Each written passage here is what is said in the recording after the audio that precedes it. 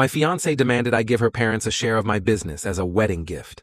When I refused, she threatened to leave me, so I ended the engagement first. Now she's scrambling to undo the mess she created, while I'm just relieved I dodged a lifetime of manipulation. Hello Reddit I plus here. I was 34 and convinced I had finally discovered the person I would build a future with. Her name was Mira. She was 31, charismatic, polished, and always carried herself with the confidence of someone who thought life owed her something. At first, I admired that. I mistook entitlement for ambition. It took me 2 years to understand the difference. I had built my tech consulting company from the ground up. I started it in my late 20s after quitting a suffocating corporate job that drained me daily. I remember the early days clearly. I worked in a cramped apartment where my desk was a dining table, and my office chair was a half-broken stool. My first projects earned so little that I practically lived on noodles and canned soup. But every client I helped brought more referrals, and every small success pushed me forward. Years passed. The company grew. I hired my first employee, then my second, then a project manager. Suddenly, I was no longer scrambling to survive. I was thriving. I was proud of what I had created. Every bit of it was mine, shaped by discipline, exhaustion, and stubborn belief. When I met Mira at a mutual friend's birthday dinner, I thought I found someone who understood drive. She spoke about career plans, financial independence, and her desire to build a successful future. She seemed focused and self-assured. I admired her poise. She admired my determination. Or so I believed. The first year together felt smooth enough. She loved that I was a business owner and often told her friends how impressive it was. She pushed me to dress better, network more, and take my image seriously. None of that bothered me. If anything, I thought she wanted the best for me. I proposed after 2 years. It felt right at the time, though I later realized I had been in love with the idea of her rather than the reality. 3 months before the wedding, things shifted. We were at my place one evening, surrounded by stacks of vendor contracts, guest lists, and the confusing world of wedding planning. My laptop was open to spreadsheets. Her tablet was open to floral samples. We had been comparing color palettes when she placed her device down and looked at me with a strange seriousness. She said it calmly. My parents have done so much for us. I think it is time we show them something meaningful. I thought she meant a vacation or an expensive gift. Her parents were pleasant enough, although they had a habit of treating my business success as something they deserved partial credit for. They would often brag about how their daughter was marrying an entrepreneur, then follow with remarks like, "We always taught her to pick partners with potential." I took her words lightly and asked what she meant. I reminded her that I had already taken her parents on a weekend getaway as a gesture of appreciation, and that I bought them a very nice anniversary present recently. She leaned forward and tapped her polished nails rhythmically on the table. The sound echoed against the kitchen walls. With an expression that suggested this was the most reasonable idea in the world, she said, "Her parents should receive a portion of my company as a wedding gift. A portion of my company. A gift." At first, I laughed because I thought she was joking. She did not laugh. She explained that her parents had always dreamed of having a family business connection, and that gifting them a percentage of my company would show gratitude, unity, and long-term commitment. She even had a number in mind: 10%. 10% of something I spent years sacrificing for. 10% to people who had contributed absolutely nothing to its creation. 10% because I was marrying their daughter. I felt something inside me go cold. I told her the idea made no sense. She tried to counter with emotional angles. She said I would become part of their family, and families support each other. She said this was about respect. She said refusing the request would make her parents feel unwanted. When I still did not agree, she started to get frustrated and insisted that a man who truly loved his future bride should be willing to invest in her family. I told her there was a huge difference between being kind to in-laws and literally handing them ownership of my livelihood. Her tone changed. Suddenly, she was no longer asking. She was expecting. She said that if I refused, she would take it as a sign that I was not ready for an equal partnership. An equal partnership, according to her, meant I sacrificed and her parents benefited. I told her flat out that I would never give away any ownership of my company. Not for a wedding, not for a relationship, not for anyone. She stared at me with an expression I had never seen on her before.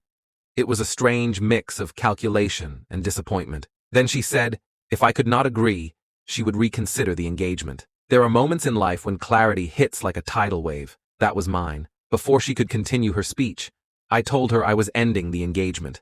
Her eyes widened instantly. She had not expected that. She thought her ultimatum would corner me. Instead, it freed me. She panicked. She begged me to calm down and talk it through. She said she only made the request because she wanted her parents to feel included. She backtracked from calling it a demand and acted like it had been a simple suggestion. I told her I had seen enough. Anyone who manipulates loyalty to gain financial leverage will always find new angles later. Today, it was 10%. Tomorrow, it would be a stake in future expansions. Then, influence over hiring decisions. Then, involvement in my finances. It would never stop. I returned the ring the next day and canceled our venue booking. Her parents attempted to intervene, insisting they misunderstood the situation. Mira cried, yelled, insisted she had made a mistake, and swore she never meant to upset me. But the truth was already out. A person reveals their character the moment they think they have control. I walked away without hesitation. Weeks have passed since then. Mira has been trying to reach out through mutual friends, claiming she ruined everything and wants another chance. She even said she is willing to sign whatever agreement I want to ensure she never touches my business. But she already showed me exactly who she is. Now I feel nothing but relief. I avoided walking into a lifetime of manipulation disguised as partnership. My company remains mine, my integrity remains intact. And the next time someone tries to tie love to ownership, they will find the door closing even faster. The aftermath began quietly. The way storms sometimes gather without warning. For the first week after I ended the engagement, the air around me felt strangely peaceful. No wedding planners calling, no endless lists of decorations and catering questions, no arguments disguised as discussions. Just silence. But peace never lasts when someone like Mira is involved. Her first strategy was remorse. She sent long messages filled with apologies, claiming she had been under stress and that her parents had pressured her. She insisted she loved me deeply and that everything could be repaired if I would just talk to her in person. I read the messages but never responded. After that failed, she switched to pity. She contacted 2 of our mutual friends, telling them she had been crying daily, unable to sleep, unable to eat, unable to function. They reached out to me, asking if I could at least give her closure. I politely told them that closure had already been delivered when she tried to barter my business for her parents' approval. Then the narrative changed again. She shifted into defense mode and began telling others that I had overreacted. She claimed I misunderstood her intentions. She framed herself as a caring partner whose innocent suggestion had caused a catastrophic misunderstanding. She presented herself as the victim of an impulsive fiancé who threw away a relationship because of one tense conversation. But the truth has a way of surfacing.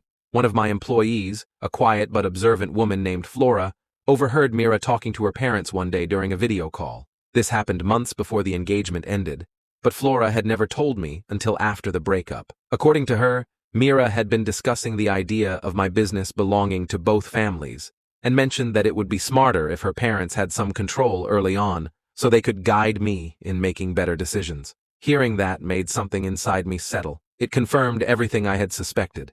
Mira had not made a careless mistake. She had a long-term plan. The next wave came from her parents. They first sent polite messages, asking for a conversation. When I did not reply, the politeness faded. Her father implied that I had embarrassed their family by canceling the engagement so close to the date. Her mother wrote a dramatic message about how I had humiliated their daughter. They ignored the cause entirely, as if the request for 10% of my company had never been spoken. I blocked both of them. That is when Mira escalated again. She tried what I can only describe as social pressure. She contacted people at my gym, acquaintances I barely knew, even my barber, telling them how heartbroken she was. She was everywhere, almost like she was campaigning for sympathy. I kept my distance and let her tire herself out. But the biggest drama came when she attempted something bolder. One afternoon, I received a call from a colleague who had once done contract work for my company. He said Mira had reached out to him asking whether there were any official documents proving I had promised her equity after marriage. She was fishing. She was looking for something she could twist into leverage, something that could imply I had reneged on an agreement. There were no such documents because I never made such promises. Still, the fact she even attempted it made my decision to walk away feel even more correct. Word began to spread about what really happened. People started connecting pieces. Mira's sudden panic, her shift from apologies to manipulation, her family's reaction. It all came together. Some mutual friends quietly admitted they had noticed red flags long before I did.